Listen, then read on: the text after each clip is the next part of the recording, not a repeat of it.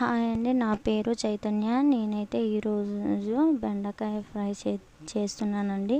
బెండకాయ ఫ్రైకి కావలసిన ఐటమ్స్ అయితే నేను ముందుగానే చెప్తున్నానండి. కాకపోతే నేను ఇందులో అన్నీ చూపించలేదండి, ఆ తాలింపుకు మాత్రమే వేశాను. సో ఫస్ట్గానైతే కావాల్సిన ఇంగ్రీడియంట్స్ అయితే నేను మీకు చెప్తానండి.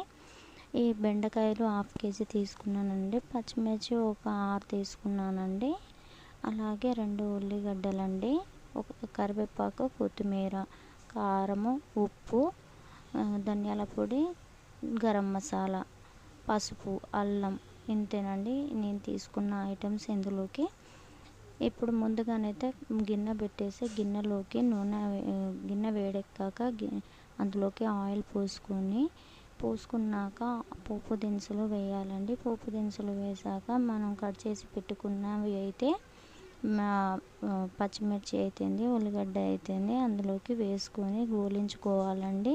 అవి గోలడం కావగానే కొత్తిమీర అయితేంది, కరివేపాకు అయితేంది 2 కలిపి వేసుకొని ఒకసారి కలుపుకోవాలండి.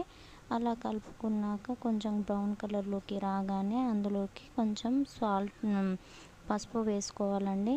నేనైతే పసుపుని కొన్న పసుపు కాబట్టికే 1.5 స్పూన్ వేస్తున్నానండి. మీరైతే ఇంట్లో ప్రిపేర్ చేసిన పసుపు అయితే 1 స్పూన్ సరిపోతుందండి. అలా వేగడం అందులోకి పసుపు వేయడం అయిపోయాక బెండకాయ అయితే వేసుకోవాలండి. బెండకాయని కట్ చేసే విధానం కూడా 1 ఇంచు ఉండేలా కట్ చేసుకుంటే మనకి అనేది ముక్క చిదమకుండా ఉంటుందండి. ఇలా 1 ఇంచ్ అలా వేసుకున్నాక దాన్ని కొంచెం అందులోకి కొంచెం సాల్ట్ వేసి కలుపుకోవాలండి. అంతా కలుపుకోవడం అయిపోయాక కొంచెం మూత వేసి 2 నిమిషాలు ఉంచాలండి. నేను మధ్య మధ్యలో కలుపుతూ ఉన్నానండి. మీరు కూడా కలుపుకోవాలండి, కాకపోతే ఊరికే కలపకూడదండి. అలా కలిపారంటే బెండకాయ అనేది చినిమిపోతుందండి. ఇప్పుడైతే అందులోకి నేను మూత తీసాను కదండి, అందులోకి ఇంత పసుపు, అల్లం వేసుకున్నానండి. అల్లం వెల్లుల్లి పేస్ట్ వేసుకున్నాక 2 మినిట్స్కి కారం వేసాను.